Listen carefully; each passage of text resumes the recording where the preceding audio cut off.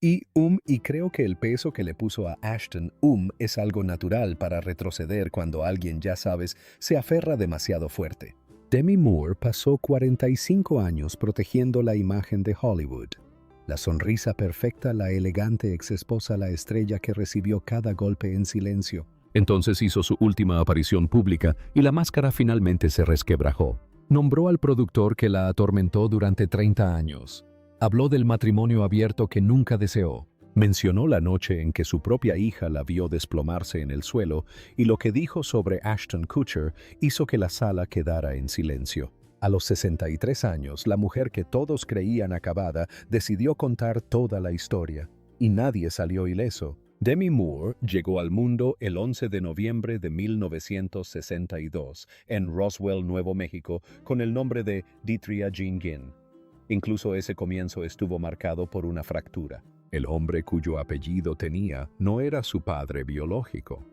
Su verdadero padre, Charles Harmon, abandonó a su madre tras solo 2 meses de matrimonio, antes incluso de que Demi naciera. Así que el hombre al que llamaba papá era en realidad su padrastro, Danny Ginn. Al principio, ella no lo sabía. Cuando descubrió la verdad, le dolió profundamente. Dijo que la hizo sentir no deseada, como si no mereciera un lugar en el mundo.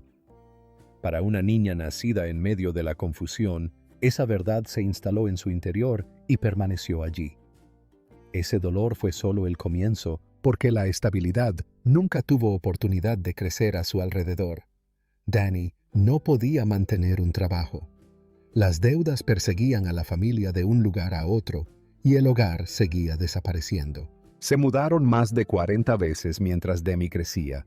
Cada mudanza significaba otra escuela, otro barrio, otro momento de empezar de cero antes de que algo pudiera echar raíces. Nunca llegó a conservar amigos de verdad. Nunca llegó a sentirse segura. La mayoría de los niños conocen una habitación como suya, una calle como familiar, un lugar donde pueden respirar tranquilos. Demi aprendió pronto que las paredes cambiaban, las puertas se cerraban y nada duraba lo suficiente como para sentirse a salvo.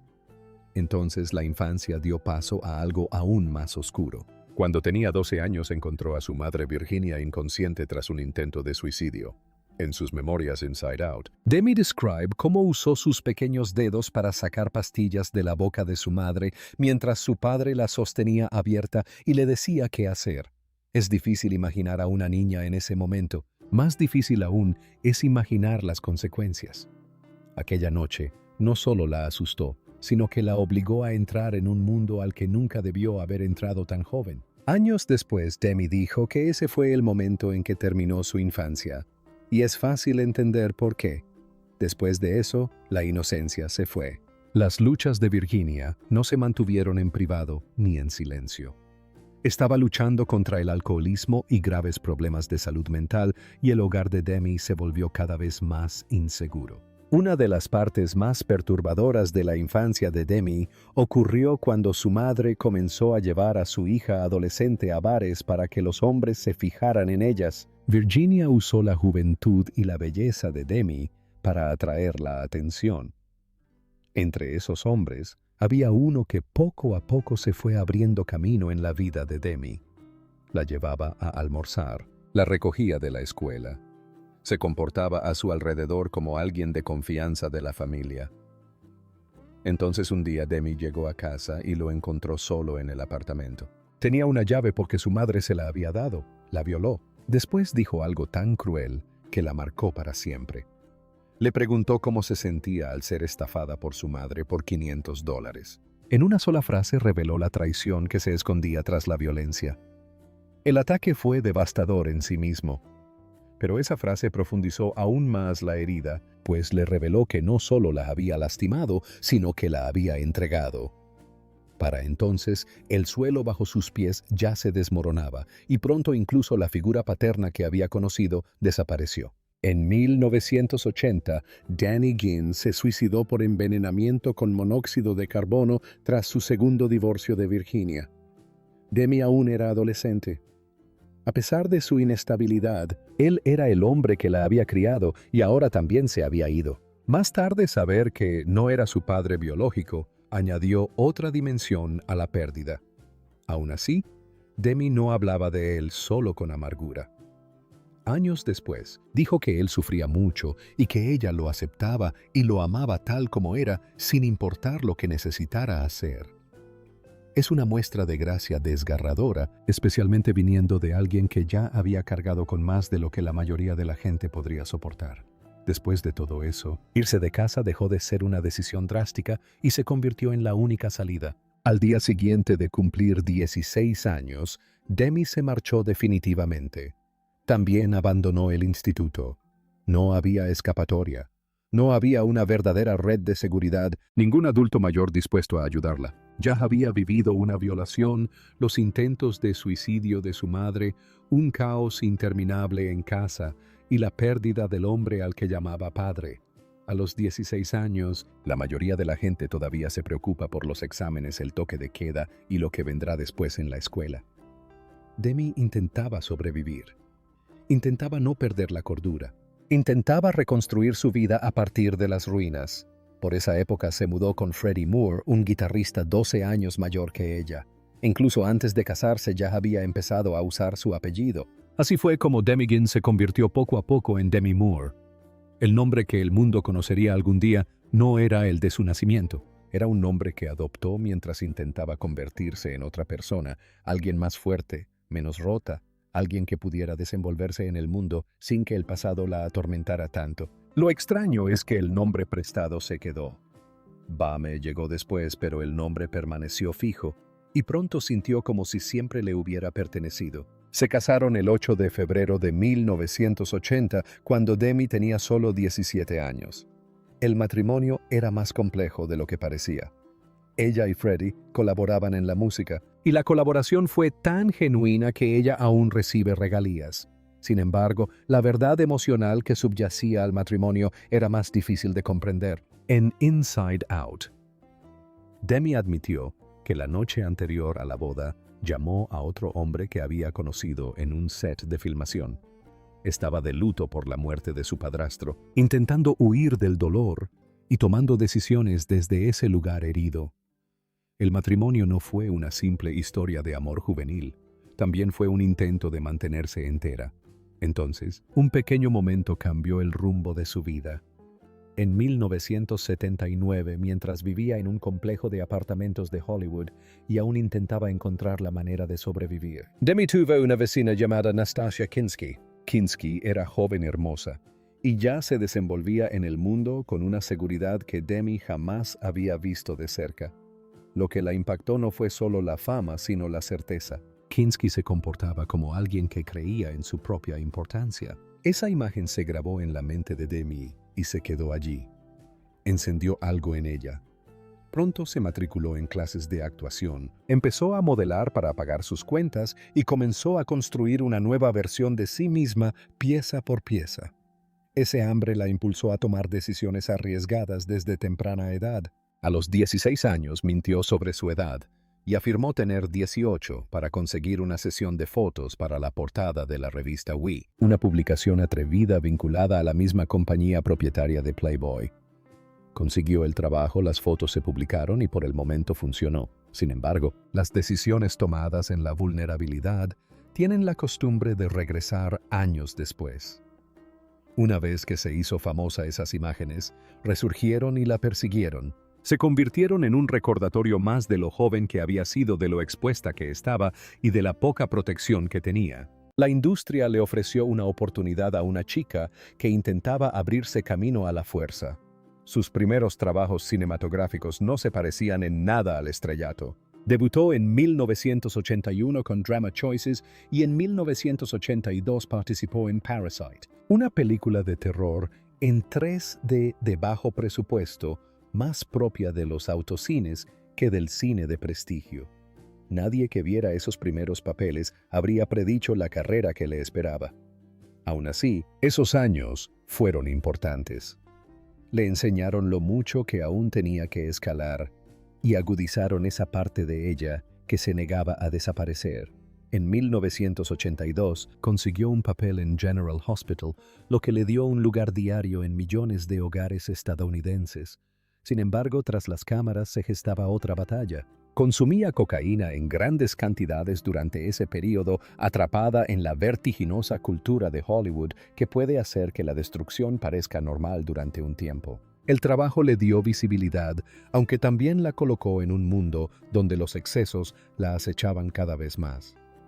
En sus memorias, admitió más tarde que la adicción durante ese tiempo fue lo suficientemente grave como para amenazar todo antes incluso de que su carrera hubiera comenzado oficialmente. El caos emocional de aquella época también afectó a su vida personal. Rob Lowe escribió más tarde sobre su romance en sus memorias y lo describió como un capítulo apasionado entre dos jóvenes estrellas. La respuesta de Demi años después fue mucho más triste que glamurosa. En Inside Out, dijo que la memoria nublada por las drogas es algo extraño y que solo recordaba vagamente una noche imprudente juntos. Esa sola frase dice mucho sobre su situación entonces. La vida transcurría a toda velocidad a su alrededor, pero algunos aspectos ya estaban borrosos. Más tarde salió con Alio Estes, se comprometió con él y finalmente se casó con Bruce Willis en 1987. Incluso Rob Lowe fue invitado a la boda.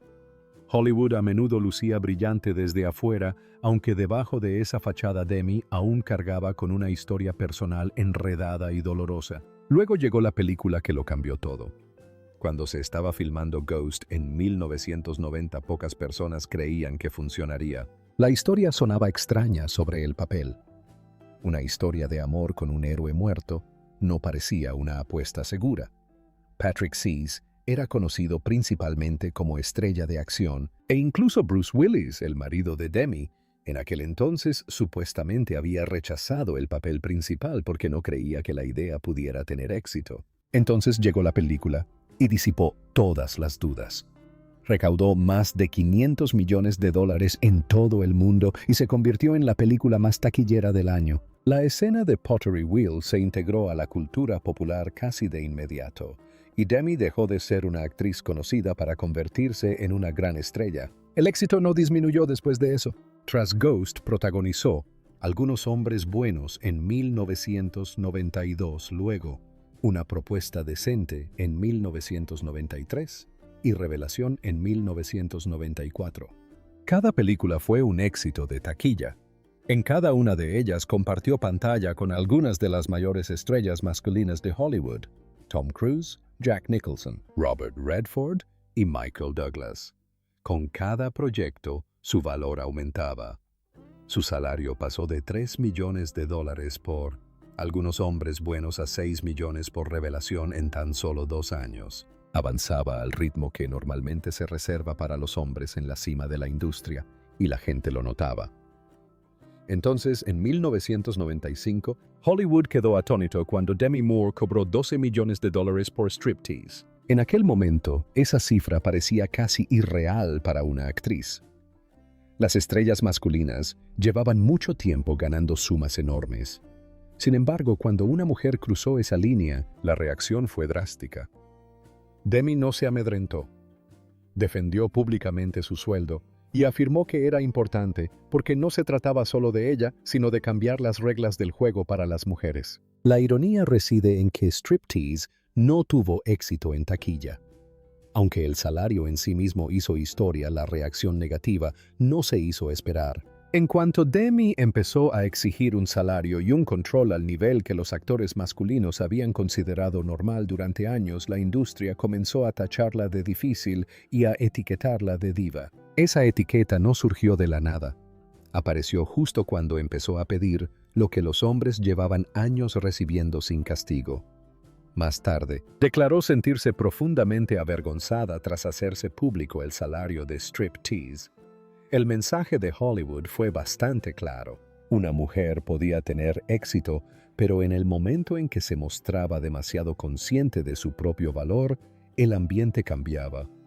Aún así, Demi siguió tomando decisiones audaces. Para G.I. Jane en 1997 se rapó la cabeza por completo para el papel. Fue una imagen impactante entonces y sigue siendo una de las transformaciones físicas más memorables de su carrera. Según se informa, a los estudios les preocupaba que perjudicara la película. Sin embargo, ella quería que el papel se sintiera real y se entregó por completo. Años después, admitió que se mostraría reacia a repetir algo así, porque sentía que ya no tenía nada que demostrar.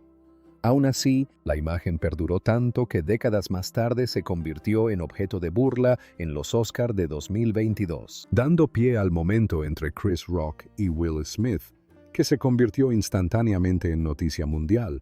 Sin embargo, incluso antes de todo eso, Demi ya había transformado la cultura pública de una manera muy diferente.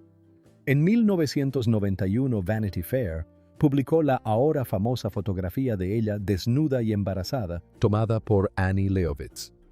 Lo sorprendente es que la imagen nunca estuvo destinada originalmente a la portada. Había sido tomada como un recuerdo personal para Demi y Bruce Willis, entonces Tina Brown. La editora de Vanity Fair la vio y comprendió su poder de inmediato. Decidió ponerla en la portada. Demi estuvo de acuerdo. Lo que comenzó como una fotografía privada se convirtió en una de las portadas de revista más comentadas de la época. Un año después, Demi regresó a Vanity Fair para otra sesión de fotos con Annie Leibovitz.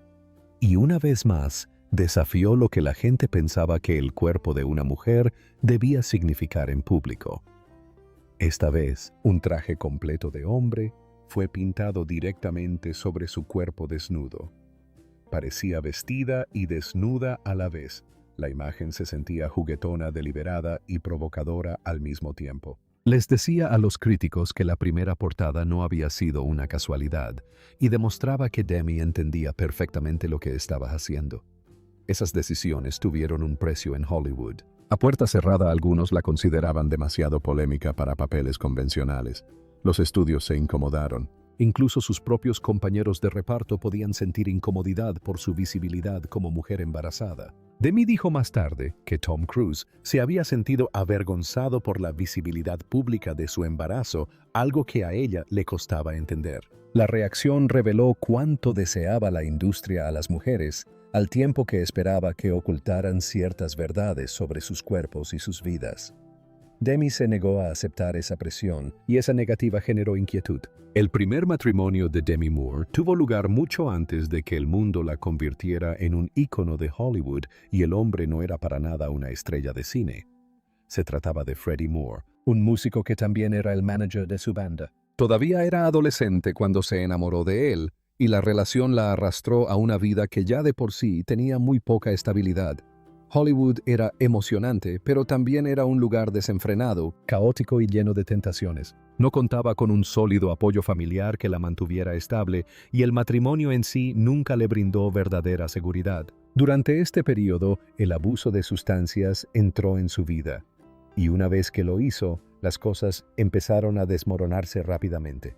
Para 1985, el matrimonio había terminado y Demi se encontraba joven, herida, adicta y apenas había alcanzado la edad adulta. Un capítulo diferente se abrió en 1987 cuando se casó con Bruce Willis. Y esta vez el mundo entero estaba pendiente. Juntos, se convirtieron en la pareja a la que todos señalaban cuando se hablaba de fama bien manejada. Tuvieron 3 hijas, Rumor Scout y Tula. Y durante finales de los 80 y los 90, parecían tener todo lo que la gente imagina cuando piensa en una vida perfecta en Hollywood. Bruce tenía Duro de Matar. Demi tenía Ghost y G.I. Jane. Sus nombres estaban por todas partes.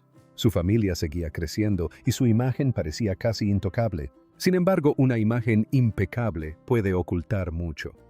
Y esa imagen ocultaba más de lo que nadie imaginaba.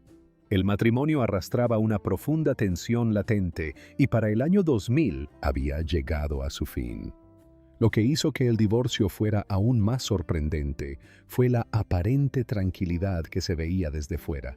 Seguían apareciendo juntos, criando a sus hijas sin peleas públicas e incluso disfrutando de vacaciones familiares. La gente admiraba la forma en que lo manejaron y los ponía como prueba de que una separación podía ser elegante. Esa imagen perduró durante años. Sin embargo, la realidad era más dura. En sus memorias, Inside Out, Demi explicó más tarde que el divorcio le dolió mucho más de lo que nadie imaginaba.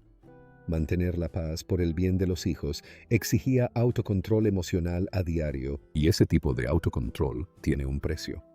Ella sobrellevó el dolor en silencio, lo enterró profundamente y siguió adelante mucho antes de haber asimilado realmente el impacto que el final de ese matrimonio había tenido en ella. Luego llegó Ashton Kutcher en 2005 y una vez más la atención fue inmediata. La diferencia de edad por sí sola dio que hablar, pero la historia completa se mantuvo en secreto durante mucho tiempo. Demi quedó embarazada a los 42 años y cuando perdió al bebé tenía 6 meses de gestación. Este detalle es importante porque 6 meses significa que el embarazo ya era real en todos los sentidos. No se trataba de una esperanza que se desvaneció antes de poder materializarse. Era un hijo para el que se habían preparado e imaginado y al que habían dado cabida emocionalmente. La pérdida la golpeó con toda su fuerza y Demi reveló más tarde que se culpaba a sí misma. Creía que su consumo de alcohol y tabaco había sido la causa y esa creencia la llenaba de culpa. Ashton, según admitió posteriormente, no comprendió del todo la profundidad de su dolor, lo que la dejó cargando con gran parte de ese sufrimiento en soledad. Ese dolor abrió la puerta a uno de los aspectos más dañinos del matrimonio. Demi escribió más tarde que Ashton le propuso un matrimonio abierto y ella aceptó aunque no era lo que deseaba.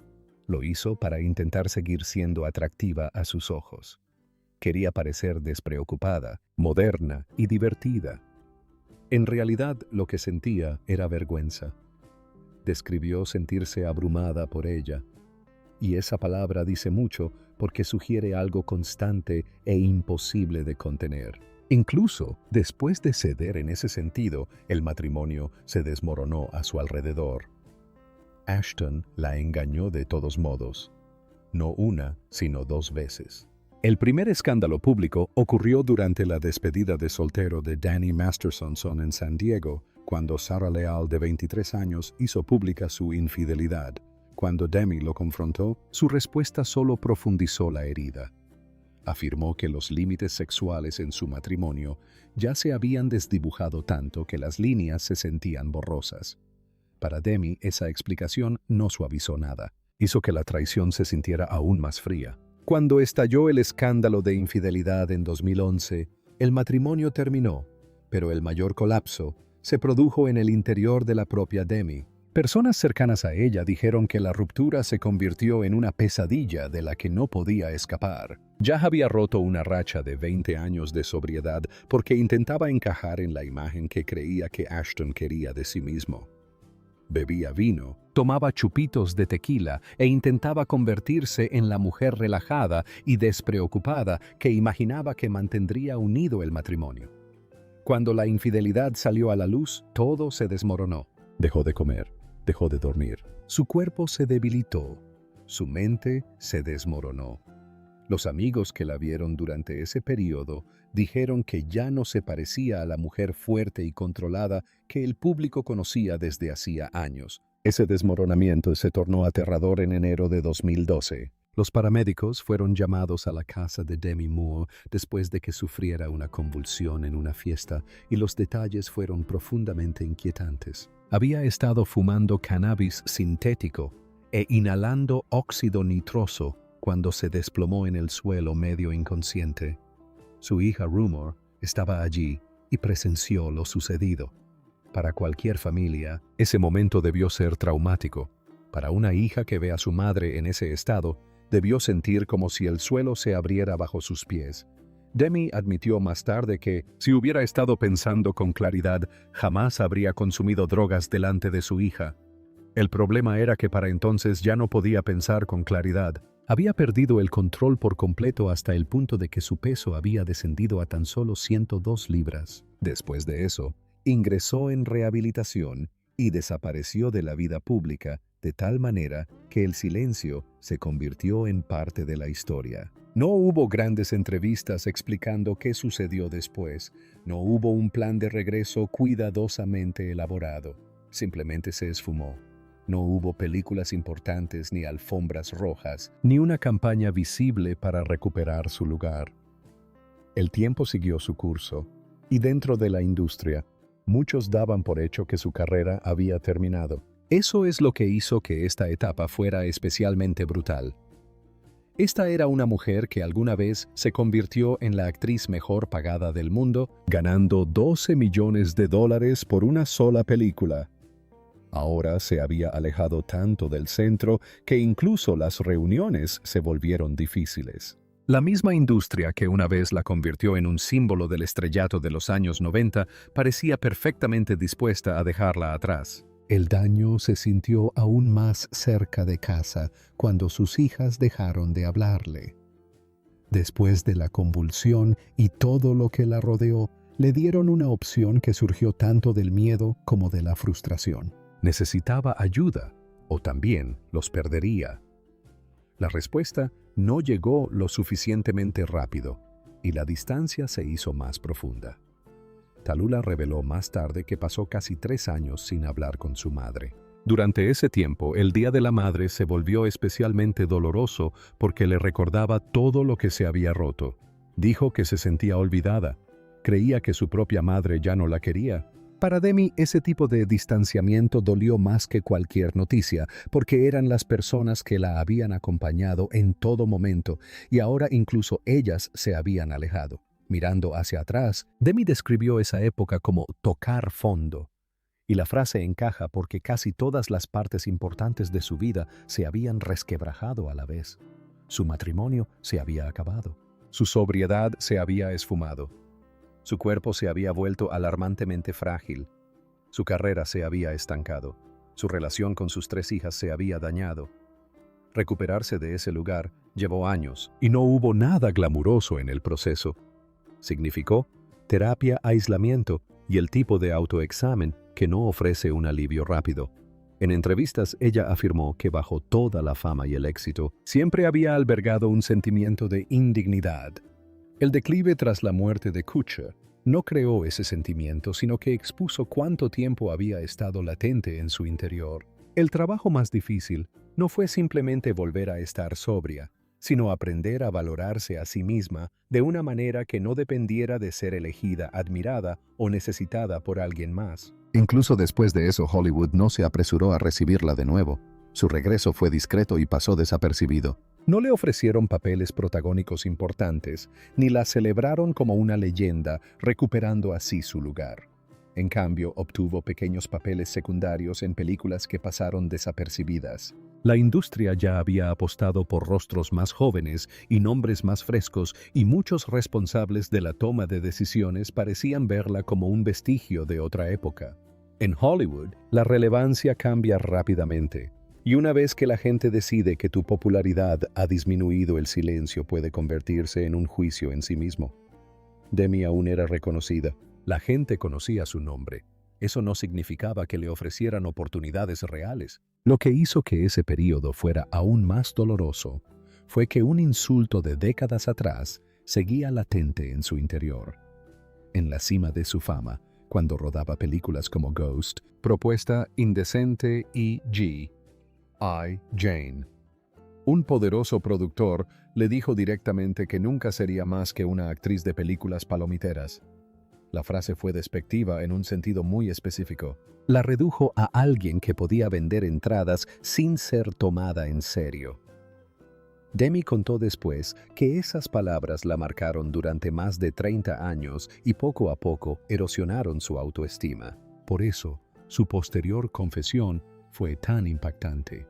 No describía un momento desagradable que había olvidado, sino una frase que se le quedó grabada y que la afectó desde dentro durante décadas. A principios de la década de 2020, ya no era el nombre que la gente solía incluir en las listas de premios ni en las de castings más solicitados. Había empezado a creer que tal vez su historia en Hollywood había llegado a su fin. Entonces llegó un guión que pareció encontrarla justo en el momento preciso. Era la obra escrita y dirigida por la cineasta francesa Coralie Fargit. La historia giraba en torno a una actriz de Hollywood en decadencia que se inyectaba una droga para crear una versión más joven y supuestamente mejor de sí misma. Para Demi, el papel no solo le resultaba relevante, sino dolorosamente familiar. La película tocó las ansiedades más profundas en torno a la edad, la belleza, el valor y la visibilidad. Las mismas presiones que habían marcado gran parte de su vida pública. Cuando The Substance se estrenó en el Festival de Cine Cannes en mayo de 2024, la respuesta lo cambió todo. Los críticos que durante mucho tiempo habían tratado a Demi Moore como una estrella del pasado, de repente escribían sobre ella con urgencia y respeto. Su actuación fue calificada de audaz, visceral, intrépida y en muchas reseñas como el mejor trabajo de su carrera. La película ganó el premio al mejor guión en el Cannes, lo que le otorgó a todo el proyecto un nivel de prestigio innegable. A partir de ese momento, la conversación en torno a ella cambió. Los perfiles comenzaron a hablar de su regreso. Personas que la habían ignorado durante años volvieron a prestarle atención. K no solo elogió una película, reabrió una puerta que había estado cerrada para ella durante mucho tiempo. Entonces, llegó el momento que convirtió el regreso en algo más grande. El 5 de enero de 2025, en la 82. A edición de los Globos de Oro, Demi Moore ganó el premio a la mejor actriz en una película musical o de comedia por The Substance. Tenía 62 años. Llevaba trabajando en Hollywood desde 1982. Tras más de 4 décadas en la industria, este era su primer gran premio de actuación. Al subir al escenario, la emoción en su rostro no parecía ensayada. Parecía una mezcla de sorpresa, alivio y años de dolor acumulado. Lloró. Habló del productor que la había llamado actriz de palomitas de maíz. Admitió que le había creído. Luego dijo algo que hizo que toda la sala sintiera el peso de su trayectoria. Dijo que llevaba más de 45 años en esto y que era la primera vez que ganaba algo como actriz. Ese discurso fue importante porque convirtió el daño privado en una verdad pública. De pie allí, no se escondió tras una gratitud fingida ni chistes fáciles. Habló con franqueza sobre cómo ese viejo insulto había moldeado su autoimagen. Describió cómo la había corroído y cómo esa sola palabra tenía más fuerza que cualquier explicación larga. Les reveló a todos que el daño había sido lento, profundo y constante. Durante años el mundo había visto el glamour, los salarios, las portadas, la fama y la imagen de control. Su discurso permitió que la gente viera la herida que se escondía tras todo eso. También reveló algo más que hizo que el momento fuera aún más impactante. Antes de que la sustancia entrara en su vida, había empezado a creer en silencio que tal vez su vida había terminado. No hubo una despedida pública dramática. Simplemente había comenzado a aceptar en silencio que su tiempo podría haber llegado a su fin. En ese contexto, la película resultó casi inquietante. La describió como una auténtica locura, pero también como algo que llegó con significado. Era como si el papel la hubiera encontrado justo en el momento en que necesitaba que alguien le recordara que aún había mucho por delante. Casi al final del discurso, compartió la frase que quedó grabada en la mente de la gente mucho después de que terminara la ceremonia. Dijo que una mujer le había dicho una vez que nunca sería suficiente, pero que podría conocer su propio valor una vez que dejara de compararse con los demás. Lo que hizo que ese momento calara tan hondo fue la serenidad con la que lo pronunció. No había actuación en ello. No intentaba parecer profunda. Hablaba desde la experiencia. La idea conllevaba una liberación que había intentado alcanzar durante años. El concepto de suficiente es cambiante. El verdadero valor es algo más profundo y estable. Al expresar esa verdad en voz alta, ofreció al público una perspectiva diferente para comprender tanto su trayectoria como su dolor. En cuestión de horas, el discurso estaba por todas partes. La gente compartió fragmentos en línea, escribió sobre él y respondió con una intensidad emocional que rara vez se observa en los discursos de premiación. La razón de su rápida difusión era sencilla. No sonaba artificial. No llenó el momento con agradecimientos vacíos ni frases pulidas. Habló con la fuerza directa de quien finalmente dice lo que ha estado oculto durante demasiado tiempo. En tan solo unos minutos, cambió la percepción que la gente tenía de toda su carrera. La antigua imagen de Demi Moore como una simple estrella comercial de repente se sintió incompleta. Ahora había otra historia junto a la anterior. Una historia sobre supervivencia, rechazo, resistencia y una especie de reconocimiento que llegó dolorosamente tarde. Entonces, justo cuando ese nuevo capítulo comenzaba a asentarse, ella apareció en Milán y volvió a sorprender a todos. El 26 de febrero de 2026, Demi Moore desfiló en el desfile de moda Otoño-Invierno 2026 de Gucci en el Palazzo del Sentile, y por un instante muchos apenas la reconocieron. La razón era inmediata.